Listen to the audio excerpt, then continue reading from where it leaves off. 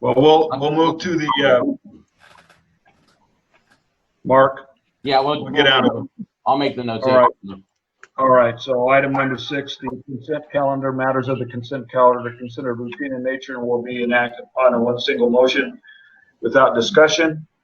Any board member or member of the public may request that an item be removed from the consent calendar and acted on separately. And we'll start with the check registry, and that's for June 2020. And the draft minutes of the August 5th meeting, which I understand there are some corrections. Right, I noted those two on page 15 of 40. The ones I saw were down where it says consider refunds of standby fees. A couple of misspellings, just consider, and instead of streamlined, it was steamline.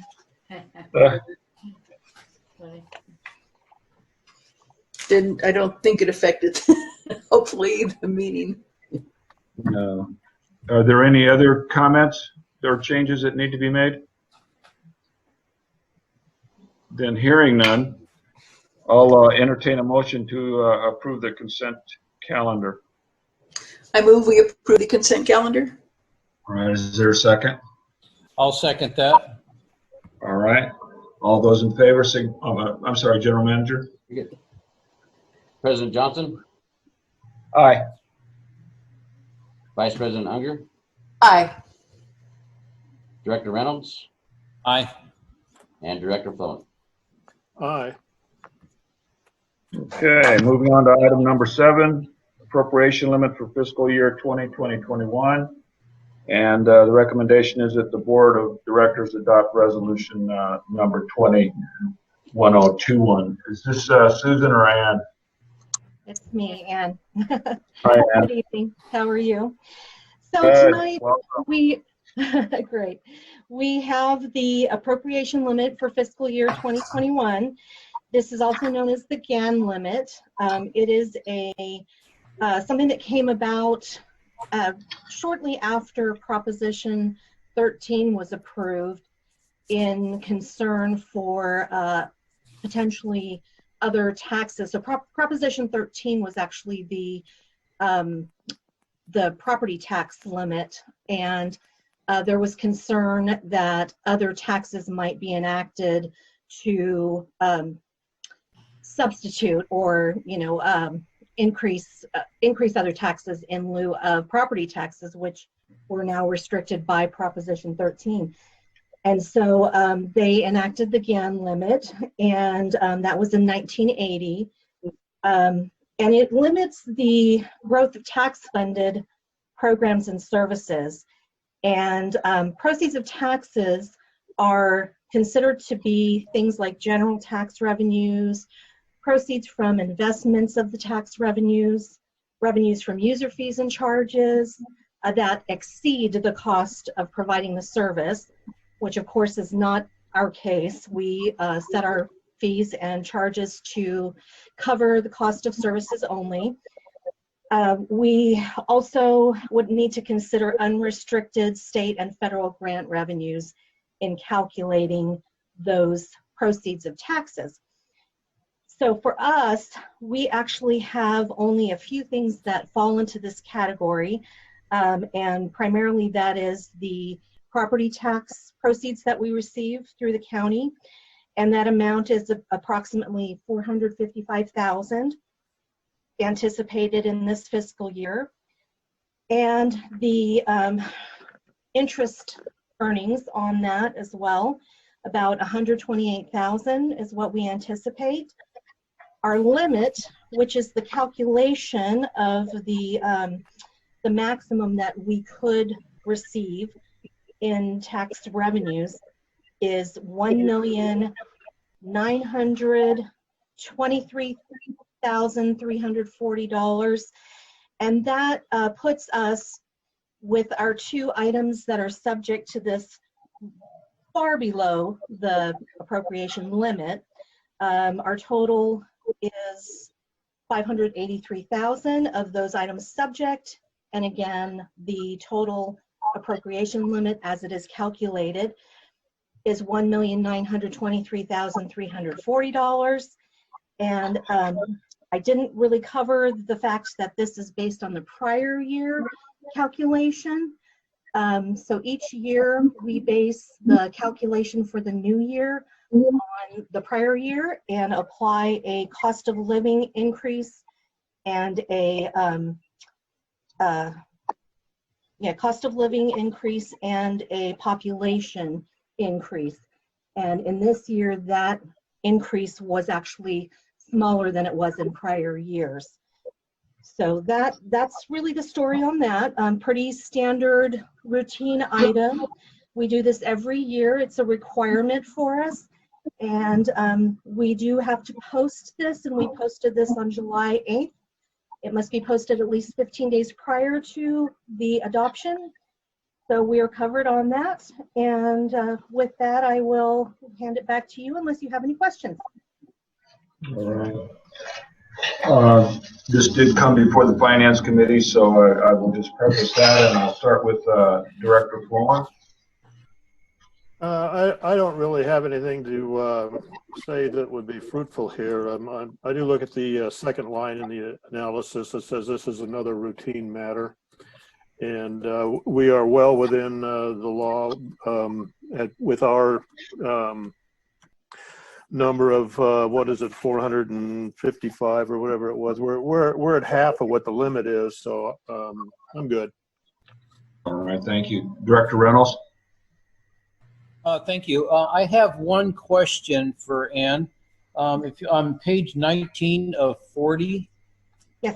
It's just a one paragraph, but the last three lines, it says the total of these subject revenues, $583,000, is significantly below the 2021 appropriation limit of $1.923 million and $340. Would you explain that to me? I had trouble comprehending that.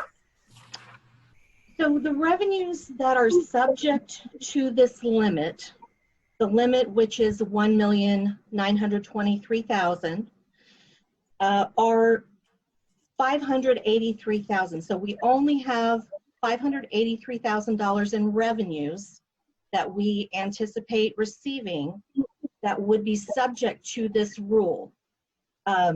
So in other words, we could receive up to $1.923 million and still be within this limit. Does that help?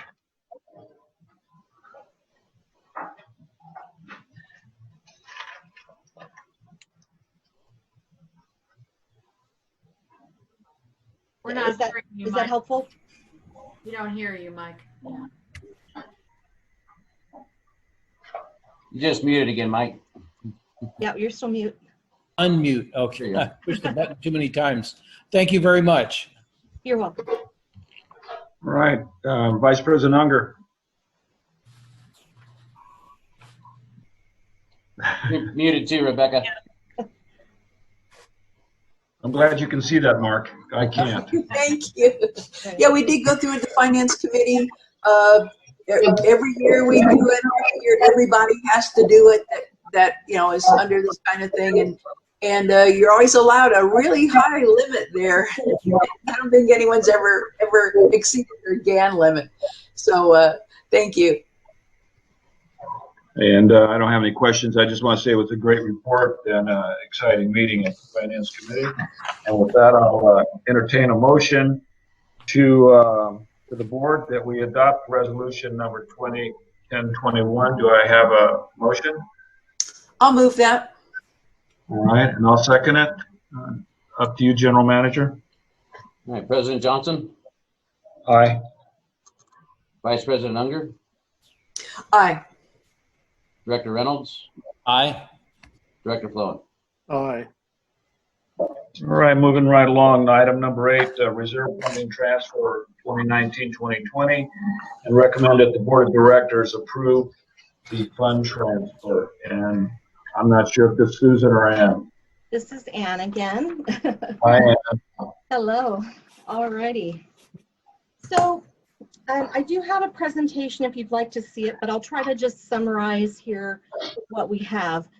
A few years ago, we developed a reserve fund policy, and that policy requires that we come to the board to request authorization to transfer reserve funds. And although we do approve reserve use during the budgeting process with the budget approval, there are factors that change how we end up using those funds occasionally. And the reason for that is because the budget, sometimes the projects that are budgeted, they transform over time. Components can change, the project can, become bigger or smaller, timelines can change, and, we're talking about a fiscal year here that we're dealing with, the costs that we've incurred in that fiscal year generally. And we also do not encumber or set aside funding specifically for the budgeted projects. That would be a significant effort and not something that we could easily automate. So we, instead of encumbering those funds, those reserve funds, we kind of use a first come, first serve basis to allocate those reserve funds to any projects that are eligible. And so that's what we're doing tonight, is talking about what actually ended up being done and what we want to use those reserve funds for, despite how they may have been intended to be used originally. So the majority of reserve funding transfers occur at fiscal year end. And so a project that's in process may actually get funding in one fiscal year, but in the next fiscal year, if it continues on, that funding could be depleted already. It could be used by a different project. So there are different factors that affect this. So this year we have, for 1920 usage or projects that are eligible for reserve fund usage, we have $613,140. And there's a couple of little catch-up items in there from a prior year that we didn't pick up. In addition, so that's usage, funds that we want to unrestrict. They're in reserve funds now, and we want to unrestrict them and take them back into the cash flow fund. In addition, we're going to fund from the cash flow reserve the rate study allocated reserve funding, which amounts to $1,750,000. And in detail here, the first item you'll see on your screen there is the equipment and technology replacement reserve. And that is really designed for use with replacement items. And we were proposing there to transfer $430,000 out of the equipment and technology reserve and into the cash flow reserve. We are also proposing to transfer $170,000 the other way. So those items that amount to that $366,430 included 3 replacement vehicles. We had a McLaughlin vacuum excavator, a Dodge service bed earlier in the year, SCADA Phase 3 work. We had here's an item that carried over from the prior fiscal year, March 2019 file server replacement that was eligible. And we had some work, or we had some computers replaced early in the fiscal year in August of 2019. And we also replaced the boardroom mixer and microphone setups. So those are the items, the main items that are included in that $366,000 balance. In the meter replacement reserve, okay, this is a specific reserve just for the meter replacement program. And we actually incurred most of the costs for the work that we did in 1920. We incurred most of those costs in 1819. We purchased those supplies near the end of that fiscal year, and then we're able to use them and do those replacements this year. So you can see there the funds to unrestrict is actually a pretty low amount, $27,904.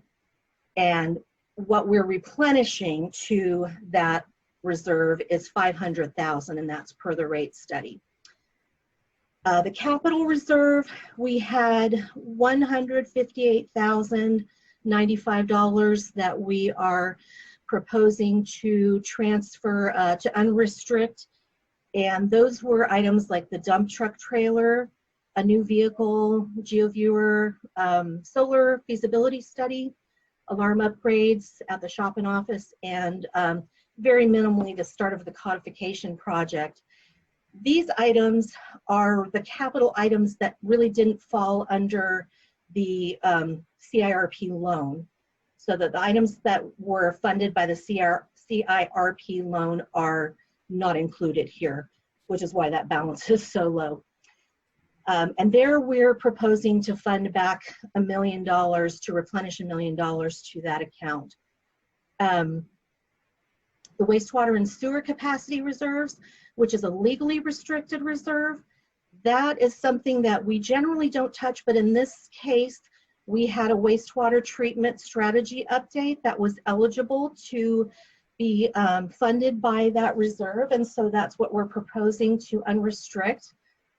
There's no activity in the water capacity reserve as far as transfers. And then moving on to the building replacement reserve, we're strictly funding or replenishing the $30,000 that is designated by the rate study. And the studies and reports replacement reserve, likewise, we're replenishing $50,000 per the rate study. No activity in the emergency capital replacement reserve. And the legally restricted reserves, those are not a factor in this. Those are actually, we utilize those as we need them for pass-through funding and that kind of thing. The operating and cash flow reserves, which each of those reserve accounts are actually designated in the rate in the reserve policy to have a target balance that would supply 3 months each, or a total of 6 months of operating costs. And so the target balance there, you can see what I have in blue. The target balance would be $3.251 million. And if we make this reserve funding or unrestriction and replenishment entry as we've proposed, we would actually fall beneath the target balance of the operating and cash flow reserves. And this brings up a little bit of a question that we will bring back at a later time.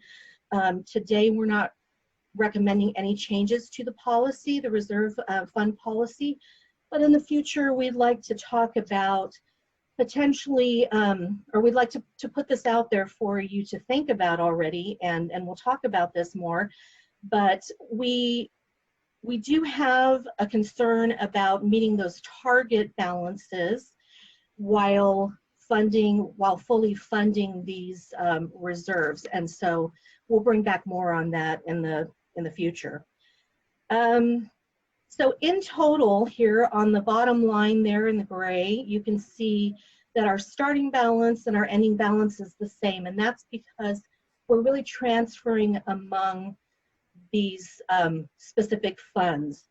All of our funds are in these reserves with the exception of our general fund, our payroll fund, and our petty cash and change funds.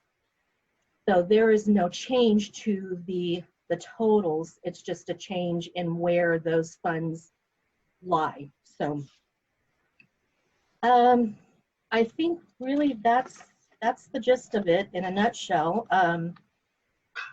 Please let me know if I can answer any questions, and I will do my best on that. Thank you, Ann. I'll move on to the directors for comments. I'll start with Director Reynolds, if I may. Okay, thank you. I don't have any comment at this time. Okay. Director Flohan? Yes, sir, Mr. President and Ann. This is muddy water for me. Anybody else get that sensation? So what I'm getting here is that you folks, under the direction of the general manager, have been spending money. You have a lot of money in LAIF, which is the Local Agency Investment Fund, which is managed by the state of California through the treasurer or somebody, controller, I forget which. And you want that money to replenish the local reserves that you have that have been spent on projects, something like, say, Saddleback. And so you want to get the reserves back up and still have some more money available to continue with the projects. So where that, I think one of the first paragraphs comes along is that you're doing that. You've got Saddleback going over there near the highway. And then all of a sudden, Tilford gets to be intolerable because it's leaking so much and we have to do something like right now. We go up there intending to do something small and the project keeps getting bigger and bigger and bigger. Well, there's no money at that time for Tilford, only for surveying and planning and permits and stuff like that, but not to go up there and do 1,300 feet of pipe. So you can't spend Saddleback money, which is budgeted specifically for Saddleback, and you don't have any Tilford money except for that surveying money. So you draw money from a reserve fund of some kind so that you can do Tilford in a timely manner because the water's running down the roads up there. And the guys get compliments up there for the work they did, by the way. So really what all of this is about is that you want to replenish your local supplies that are much more of money, that are much more accessible to you here rather than having it up there in LAIF someplace earning that very modest amount of interest. Am I kind of on the right track with this thing? Somewhat. I will That's say almost close enough. First, the idea is right. However, these funds are actually all in LAIF. They're in one LAIF account. Right. These are internal designations that we have board designated for specific uses or legally designated for specific uses. They're not necessarily, they're not coming out of LAIF and into our local US bank account, which I think maybe was inferred with what, with your explanation. However, we are replenishing I will say they are the operating and cash flow reserve accounts. That's where those funds come from when we're doing projects initially.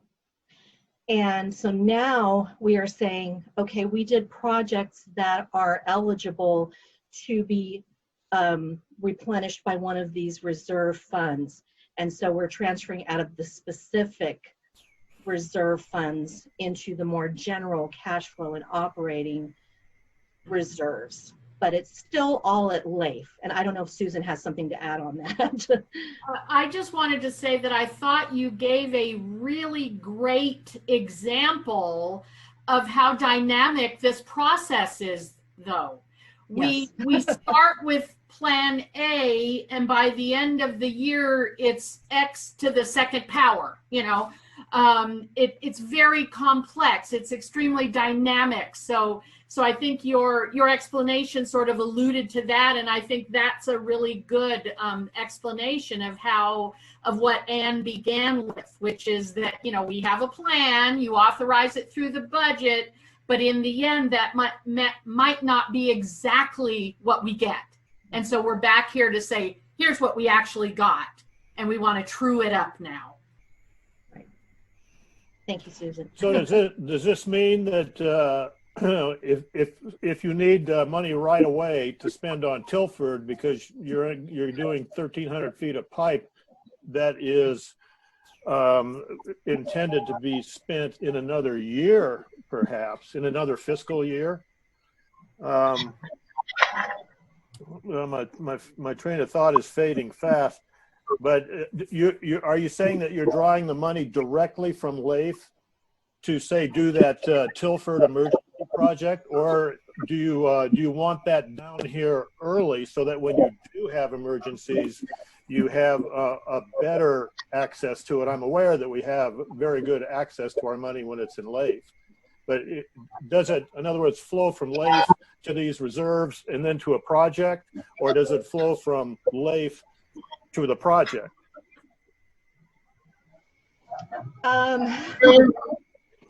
So I think as far as LAIF is concerned, they have one account for us with this total balance in it, and we manage how we separate and divide that up internally.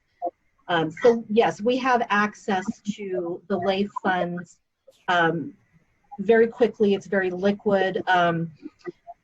And in the case of Saddleback, for example, right now we're still funding through the CIRP loan. But once that's gone, yes, we would have to dip into the reserves most likely to fund that project and the subsequent projects. And that would come out of the capital reserve fund. Does that answer your question? Yeah, kind of. So in other words, money would flow from LAIF to build up your reserves, and money would flow from LAIF to do your projects, going into your general fund or whatever you call it. I think you've had enough of me, Mr. President. Thank you very much. Okay. It's very complicated. Yes. Vice President Unger.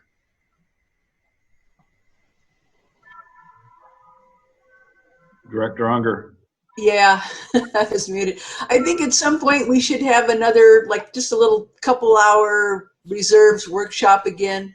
We should probably, I think every year we're supposed to really, this is kind of a review of the reserves, thumbnail, just kind of, I think it's more like an update, you know, that Anna's giving us, letting us know, you know, kind of where we are with things here at the beginning of our fiscal year.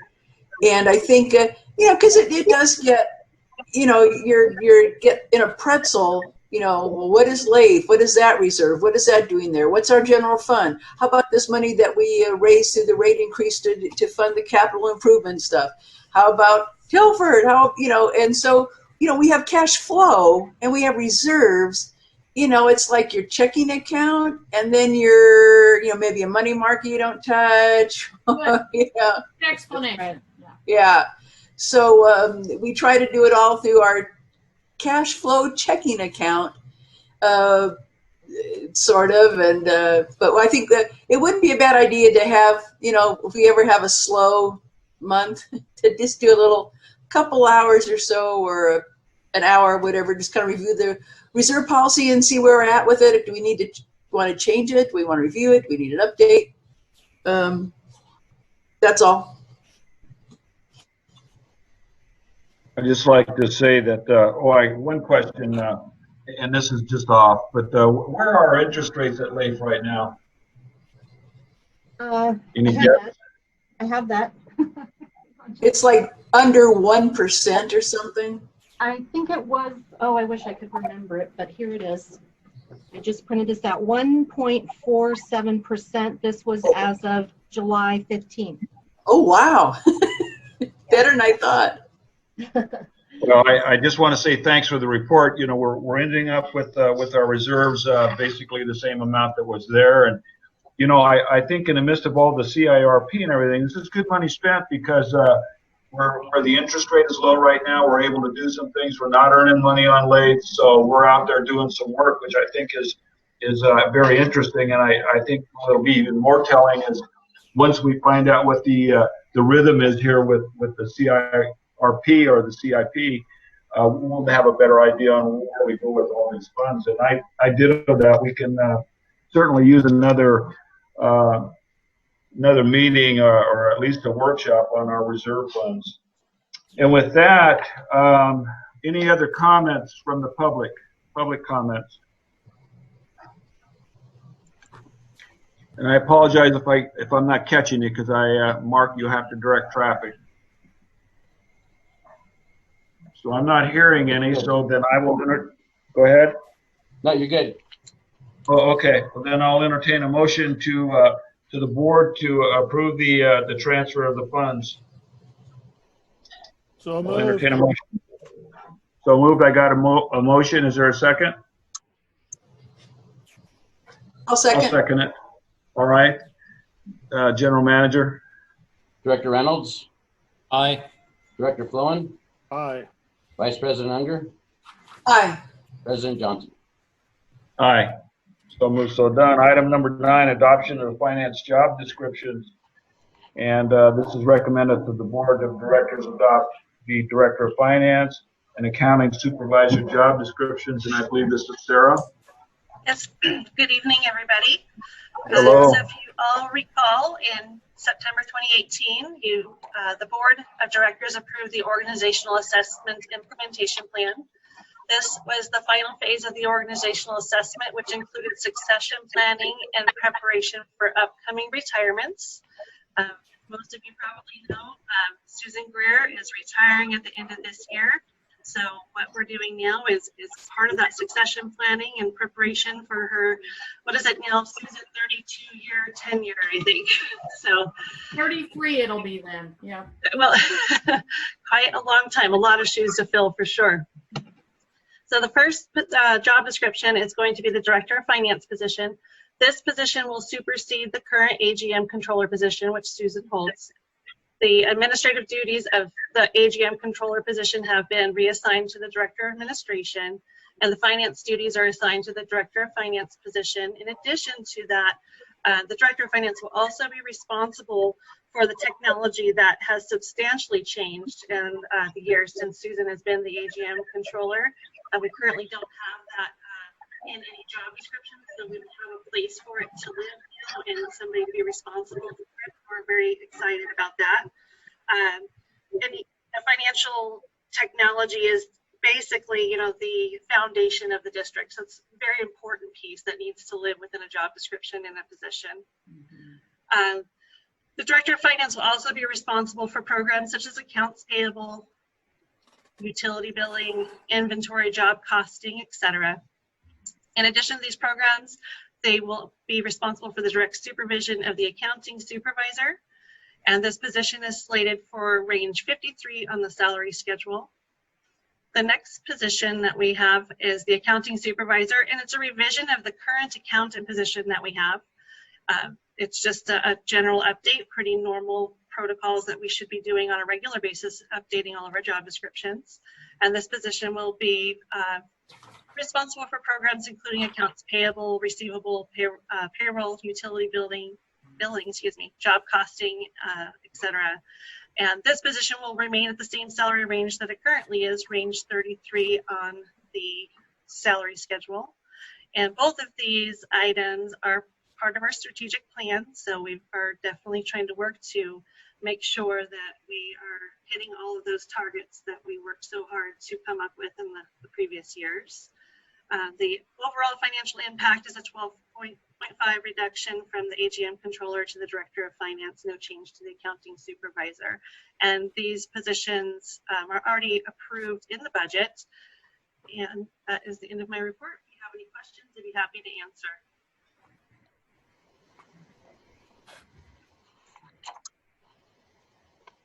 All right, thank you. I'll start with the Director Reynolds. I don't have any questions at this time. However, Sarah, you on your report, you were fading in and out. I don't know if that was just my computer. I was having trouble hearing or not, but I got the gist of it. Okay. Thank you. Director Flon. Well, the list of qualifications that I'm looking at here, I'm sure were designed after considerable considerations. That's not redundant, by staff, in particular our retiring person and her potential replacement and everybody else. And so I am going to assume that this has all been written up with the district's and staff's best interests in mind. And so I am confident that this is all done as well as absolutely humanly possible. And so I will be in favor of it one way or another. Thank you very much. That's all. All right. Vice President Unger. I'm always really impressed, Sarah, how you manage to do these job descriptions. They're updated. They're sometimes created again out of, nice new, cloth. And I'm so impressed. We've had some attrition here this year. Randy Mays left this spring, and Susan will be retiring the end of the year. Just curious, what else do we need? Who else do we need in the office? That's a great question. I think it would require a little bit more thought before I would provide an answer. We're working through all of those pieces right now and learning as much as we can from Susan before she retires. We learned as much as we could from Randy before he left, and distributed the duties as best as possible. And I think, in the coming months, we'll probably have a better answer to your question. But we're doing the best that we can with the great staff that we have. Fortunately, everybody's willing to, really pull up their bootstraps and get in there and do what needs to be done to keep the district moving. Really, really impressive. And like you say, with the staff that you have and through all this whole COVID thing, really good work. Well, it's a collaborative effort, but thank you. Yeah, Sarah, thank you. On behalf of the Finance Committee, we went over this, and detail is always in the ointment, and you certainly covered everything, and I'm sure that we'll find these very useful when we get down to those places. So with that, I will entertain a motion to recommend to the board the directors adopt the Director of Finance and Accounting Supervisor job descriptions. So moved by Tom. All right, I have a motion. Do I have a second? I'll second it. General Manager? President Johnson, Aye. Vice President Unger, Vice President Unger, Aye. Director Reynolds, Aye. and Director Flowen. Aye. All right. Thank you very much. Did Did I hear something? Jane? I ask a question? Oh, sure. I'm sorry. Go ahead. I'm having a little delay in my computer, so I'm sorry. I'm not sure. I may have missed something of Sarah's presentation. Is there a part of Susan's job responsibility that will be put on the general manager now? Was there a little portion of it or something? Seems like I heard something like that, but I'm not sure.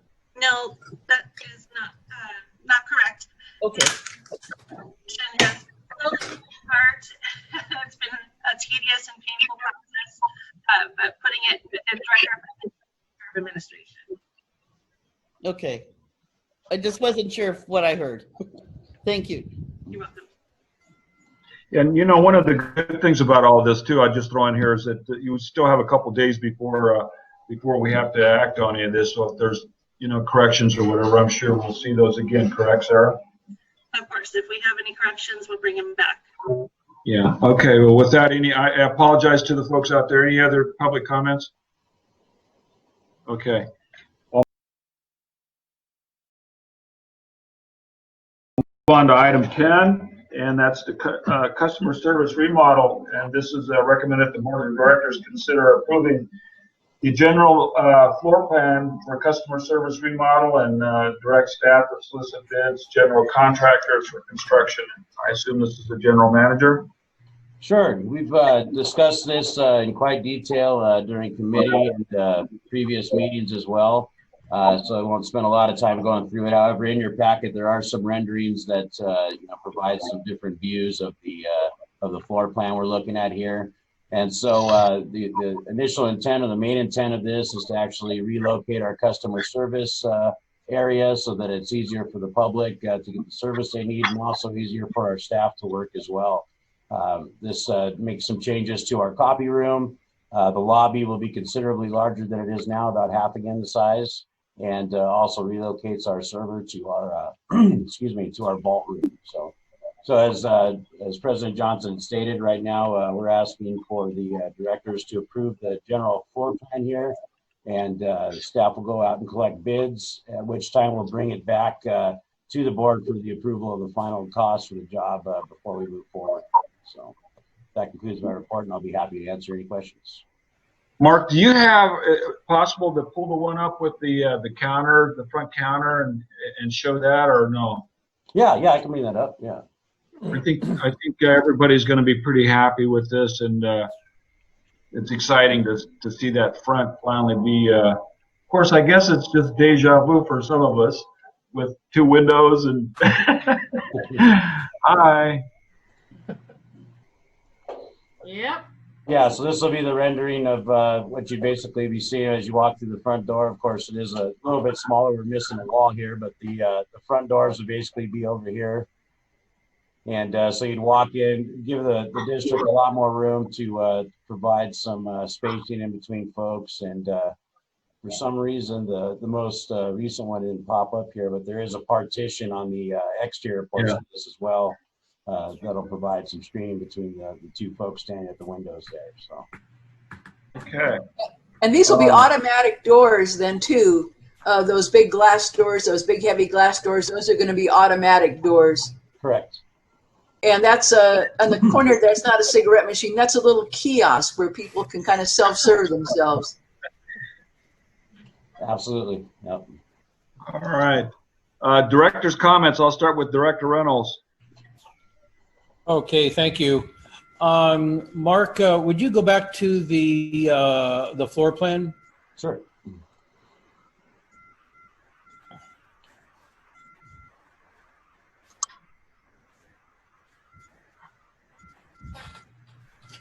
Okay, thank you. My only question, and I brought this up in the resources meeting, and I'm still having a little trouble with understanding. So, Mark, if you could go over that again. My question is regarding the copy room. The wall on the east side, between that and the office is a 4-foot hallway.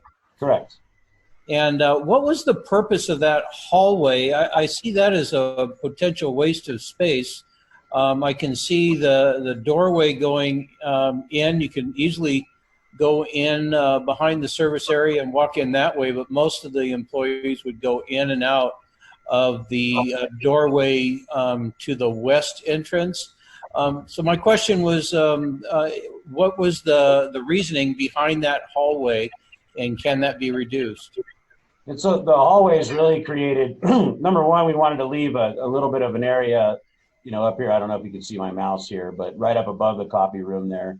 We wanted to leave some area where we had some place to stage things. We get quite a few deliveries that come in and out of here a day, and this is kind of where they tend to be. And so really this hallway is just created as a matter of this wall being pushed out enough to give us enough room for all of the different machinery and office supplies that we have within the copy room currently. And so you can see just this, a lot of the areas taken up by the copier already. We'll have some tables in there, that have some storage underneath, all of our postage meter, the mail sorter, shredder. So really the walls are kind of depicted by how much space we actually needed in order to fit all this equipment inside there. So, and that basically creates this hallway here. So if we were to suck this wall in and basically just make it more of an open space here, we just wouldn't really have enough room put all this stuff in. Mark, How about if you take that east wall of the copy room and bring that all the way to the other end of the hallway, eliminate the hallway altogether? But I know you had mentioned deliveries, but that would have increased the copy room by 4 feet. Yeah, you're talking about bringing this all the way over this way?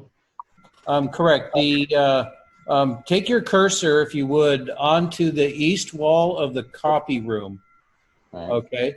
Now take that east wall and basically bring that all the way to where your cursor is now, and that would eliminate the hallway, but add 4 feet into the copy room. That was my observation. Oh, I see what you're saying. Okay, so the issue at that point would be then if we extended the copy room all the way out here, then some of the tables and things like that would have to go here, and it would still kind of cause an obstruction moving through that area right there. So Okay, so if that was just a hallway eliminated, that would add to the copy room. it would add footage to the copy room, but everything would kind of be in the way at that point too. Okay, so that hallway is necessary. Correct, under this design. Yeah. Okay, that's what I was getting at. Is that hallway necessary? Yeah. Okay. If the hallway wasn't there, it would close off those offices that are up against the east wall, and you'd be stuck, right? If the wall went all the way over. Yeah, I mean, you could open it up and leave this wall out, but then we'd have to put stuff along this side of the wall, and it'd be a little bit more cramped, right? If you too cramped right there, we wouldn't have the clearance that we needed. So. Okay, Director Flowen, you have comments? Would that, by moving that copy room wall to the east, would that also obstruct flow from that eastern lobby entrance there? It's hard to tell. There's a lot of lines in there. So we've got where Sarah's office is currently. Well, you see where the eastern lobby, see where the eastern lobby door is? Right. Over here. Yeah. Now, if we brought the copy room wall over, you'd lose flow. You'd lose flow from that eastern door through to say where your office is or where Beverly's office is. Is this not so? Correct. Yeah. Okay. Another comment for me is I think I'm aware that there's a transitional process going on here, going from a paper record to microfiche, which sounds like a big deal to me, and I'm wondering where that's going to take place. It seems as if it's going to take place in that area where you say the deliveries and other types of things take place now. Is it going to be done there? Yeah, so all the files that will be actually scanning into Laserfish in the future, and that's actually one of the things that's opening up this area here is where we have all of our parcel records right now. All of that information actually gets taken off-site, scanned by another vendor, and then put into Laserfish. Good. Good. That's all from me. Thank you. All right, Director Unger. I think this looks good. Hey, are we still using microfiche? No. Well, remember, I'm old. There's a machine running around here someplace, but that's what it was called. Steam-powered microfiche. Well, 35 or 40 years ago, that's what it was called. Right. We had it at the district when I started. No. It was top of the line then. too about that hallway. Mark, you're going to take this. I'm sorry, Sarah. I apologize. I was going to make a comment about the hallway for Mike. If you look at the very right-hand part of the lobby, that would be where guests would come through. And if a guest came through and had to walk through a copy room, it wouldn't necessarily be the best entrance for them. So another reason for that to be there and for fire safety. Yeah, and that's where I was going with it too. It looks like it has a pretty good flow for fire and emergency exits. So when do you suspect that this will go out, Mark? We'll start putting the paperwork together to put it out to bid immediately after this meeting. So okay, leave it open for 30 days, and bring something back to the board next month. Okay, I'll entertain public comment if there are any. I'm President Johnson. This is Jane. Yes, ma'am. Yes. I'm not sure. Have we heard an estimate of what all this is going to cost? I know the bid will be different, but I just wonder if you have a ballpark. I don't recall hearing a number. Yeah, with the changes that we're making right now, it's really going to require us, part of the bid process is going to have a required job walk for the contractors to come in, because there's some obvious wall movement to take place and stuff here. So it's really kind of hard to put an estimate on it this time. So Okay. we have a budget currently right now that includes Laserfish and some of those documents and stuff like that, but no estimate as to the construction costs until the bids come back. So. Okay, so I didn't miss it then. Nope. No. Thank you. Yes, ma'am. The comments? I'm not hearing anything, so I'm going to entertain a motion that we consider approving the general floor plan for customer service remodel and direct the staff to solicit bids from general contractors for construction. Do I have a motion? I'll move. I'll move that. All right, so I got a first and a second. I'll call it Tom and Rebecca, if I may. And does that work? Yep. Take a roll call. Okay. Yes, sir. President Johnson, Aye. Vice President Unger, Aye. Director Flowen, Aye. Director Reynolds. Aye. Very good. Thank you very much. Exciting. Anyway, I won't go there. General manager report, item number 11. Perfect. So we had to reschedule from last week with Kennedy Jinks to kick off our urban water management plan and to go over some of the document needs that they need on Monday. So I have a meeting with them first thing in the morning. Meeting with Beacon tomorrow through MWA, Mojave Water Agency. They're actually handling the population estimates for the urban water management plan, which brings us a savings of about $5,000, I think, on top of that. So that's good. We'll be meeting with them tomorrow at 2 o'clock to discuss their population estimates that they just provided us yesterday, I believe. And then there's been a lot of discussion back and forth with DUDEC concerning our wastewater treatment strategy. Quite a few changes we've gone back over, and I think we're almost there. So I was hoping to be there a couple weeks ago. We're meeting actually this Friday to discuss those final changes and hopefully to push that out to the CAC and bring it back to the board as well towards our next meeting as a draft. So Nice. for some of that information. And then speaking of Laserfish, went through some of the proposals with them today. And we're going to be moving forward with that over the next couple of weeks as well. So lots going on, lots starting up, lots to finish. That's good. Excellent. All right, I'll entertain direct. Staff at all, what you want to put in? Sure. Susan, Ann? No. I just wanted to remind everybody that our website is changing all the time. We're doing our best to keep it updated and have electronic communications for all of our customers out in the district. DocuSign's up and running. We're using more and more electronic methods to work with our customers. So if you need something, if you don't see something there, let us know and we'll get it implemented. Thank you. Yeah. All right, Director Reynolds, comments? Okay, is that for director's comments you're asking?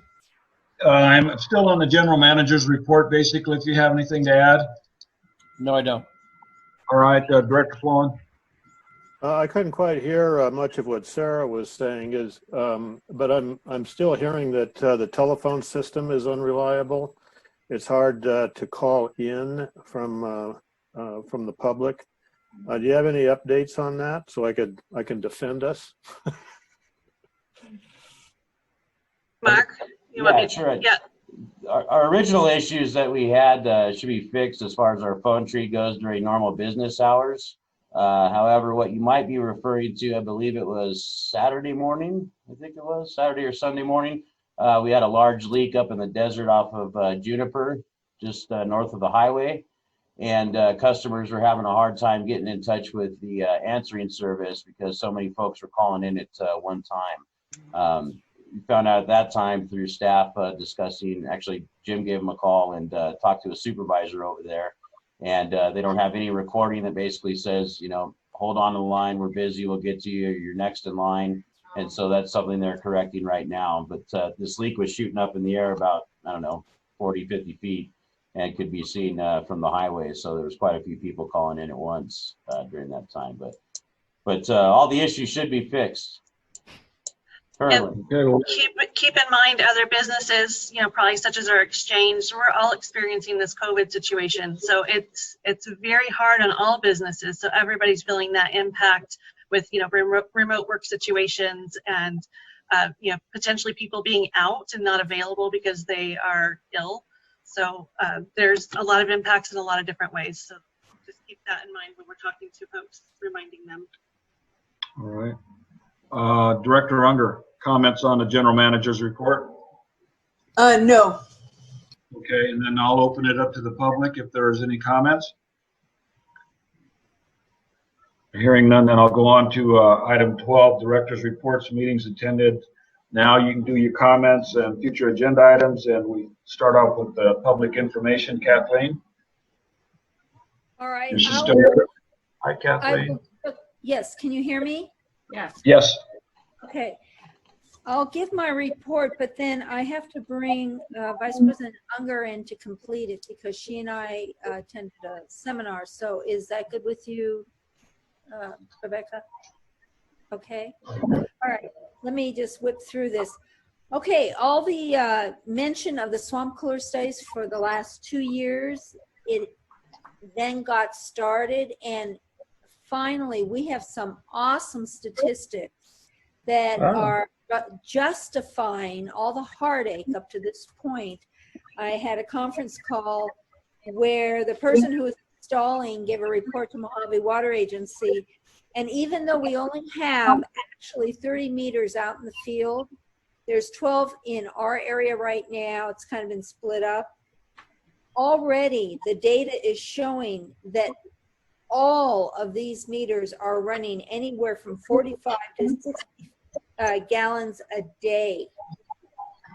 So that means if they were to push for a 55 gallon per day limitation, we have some discussions to have, and Mojave Water Agency was really taken back by these preliminary numbers. So now they're discussing possibly funding a major study, because this wasn't funded well at all.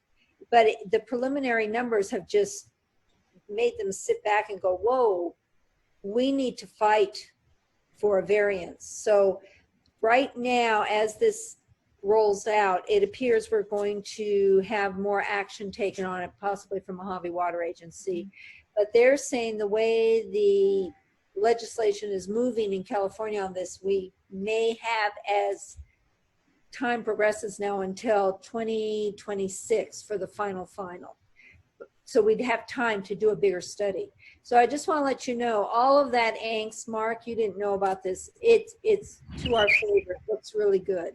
You know, if I could, Kathleen, I would like to add one thing to that. This is going back to when Susan and I were discussing, you know, the RFP and RFQ for the meter selection that the board later approved after that on what type of meters we were going to utilize.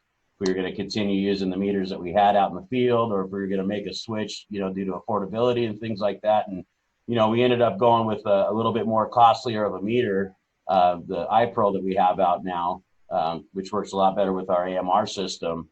But the same gentleman who's installing these meters out as part of the swamp cooler study also took some of those competitor meters out there, like the Badger and I believe another Hersey meter, wouldn't even pick up the swamp cooler flow at all. Whereas the meters that we have out in the field are, you know, are registering it really well. So that's, you know, the district, when it comes to conservation, when it comes to revenue, and when it comes to tracking, you know, consumed water out there in the field, we've really got a heads up on of a lot of the other suppliers out there by being able to track that better. So. Well, anyway, I was very encouraged after wanting to take this whole study and throw it somewhere. But now it's paying off, and so we'll keep you posted on what other information comes through, but that's the preliminary. 2 days after our last board meeting, I got notice of intent to fund on the Bureau of Land Management grant for the wildcrafting.